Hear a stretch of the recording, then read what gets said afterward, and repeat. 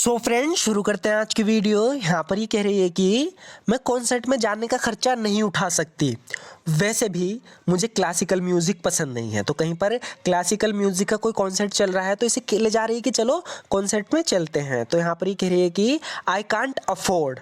जब भी हम कोई चीज़ अफोर्ड नहीं कर पाते, कहने का मतलब है कि हमारे पास पैसे नहीं है इतने कि हम इसे अफोर्ड कर पाएँ। तो कह रही है कि I can't afford to go to a concert, कि भैया मैं कॉन्सर्ट में जाने का खर्चा नहीं उठा सकती, मैं अफोर्ड नहीं कर सकती।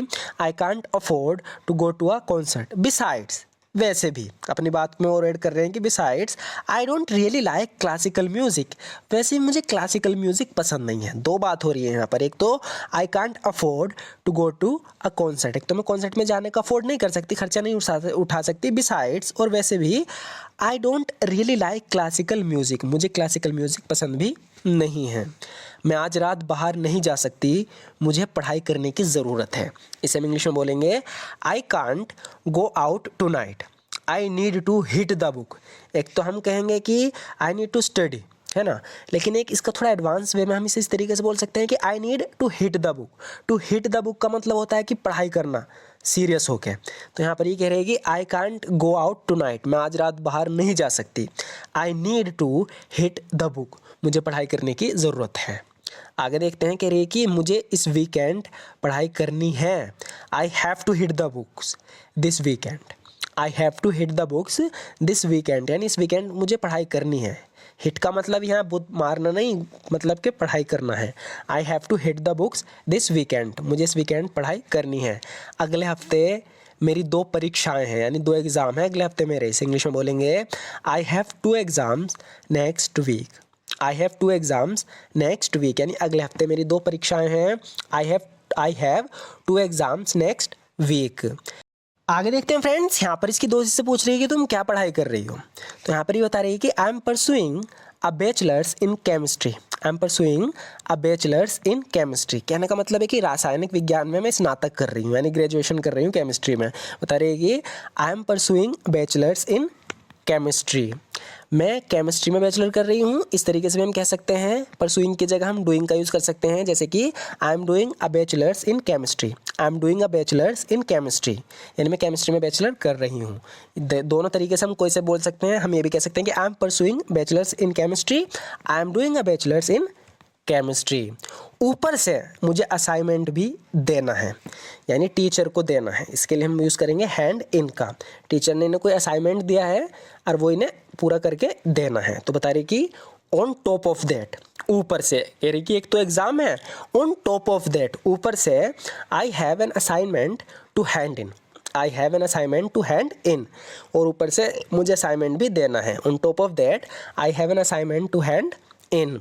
टीचर ने हमें किसी भी विषय पर ऐसे लिखने का काम दिया है, यानी असाइनमेंट जो दिया है वो दिया है कि किसी भी एक सब्जेक्ट पर ऐसे लिख के लाना है। तो इसे बता रहे कि my teacher gave us an assignment to write an essay on any subject at all.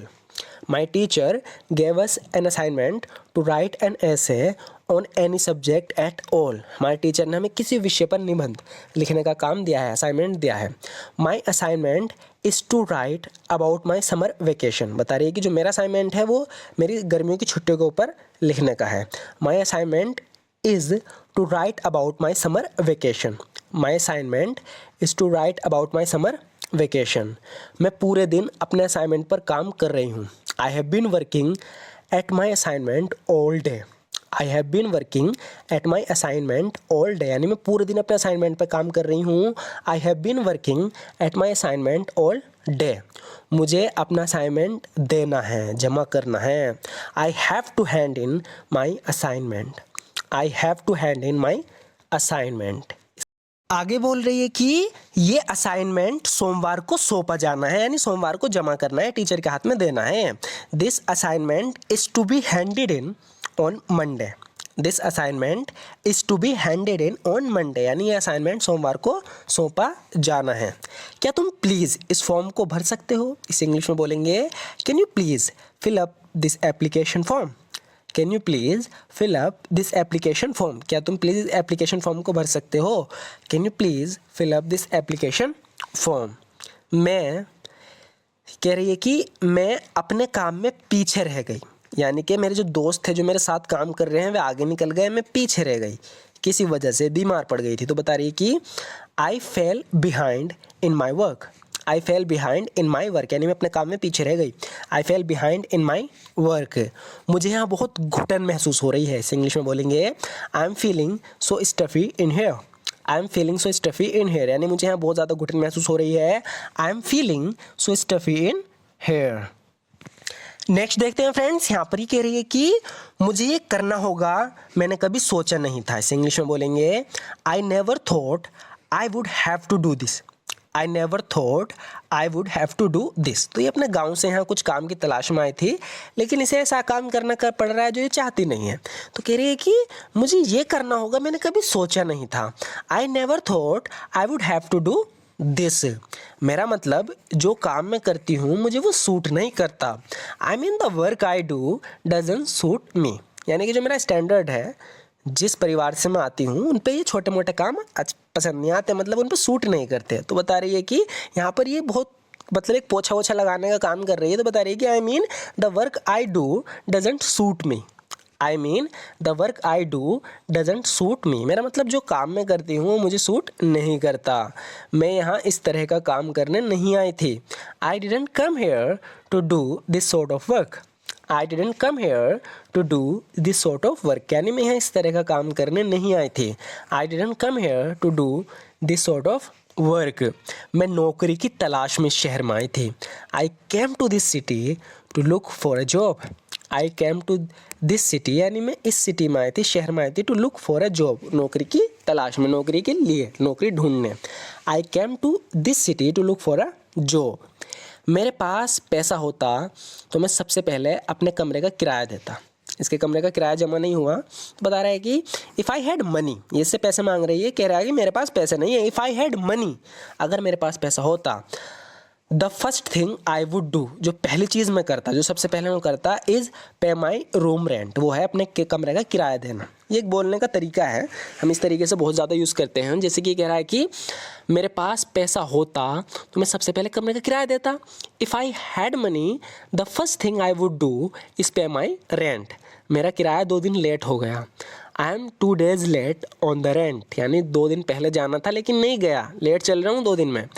I am 2 days late on the rent, यानी मेरा किराया 2 दिन लेट हो गया। I am 2 days late on the rent. अगर तुम्हें बुरा ना लगे तो मैं पहले जूते खरीदूंगी। तो शॉपिंग के लिए जा रहे हैं, ये कह रही है कि if you do not mind, अगर तुम्हें बुरा ना लगे, I will first buy shoes, तो सबसे पहले मैं जूते खरीदूंगी। If you don't mind I will first buy shoes, तुमने अभी तो 6 जोड़ी जूते खरीदे थे। You just bought 6 pairs of shoes. You just bought 6 pairs of shoes, यानी अभी तो तुमने 6 जोड़ी जूते खरीदे थे। You just bought 6 pairs of shoes. So friends, आज की वीडियो में बस इतना ही। लास्ट के जो कुछ सेंटेंस हैं 4 से 5 वो हमने अपनी पुरानी वीडियो से रिपीट किए हैं ताकि प्रैक्टिस भी होती रहे। तो अगर आपको ये वीडियो पसंद आई, अगर आप इस तरह की और भी वीडियोज़ देखना चाहते हो फ्यूचर में, तो हमारे इस वीडियो को लाइक कर देना और हमारे चैनल को ज़रूर सब्सक्राइब कर लेना, क्योंकि इस तरह की वीडियोज़ यहाँ आपको रेगुलर मिलती रहेगी और साथ ही साथ प्रैक्टिस भी होती रहती है। वीडियो के लास्ट में हम पुराने सेंटेंस रिपीट करते हैं ताकि प्रैक्टिस भी हो, आप भूलो ना। इसीलिए आप इन्हें ईजिली आसानी से यूज़ कर पाओगे जब भी आप किसी इंग्लिश में बातचीत करोगे। तो एक बेहतरीन तरीका है। So friends, thank you so much for watching this video.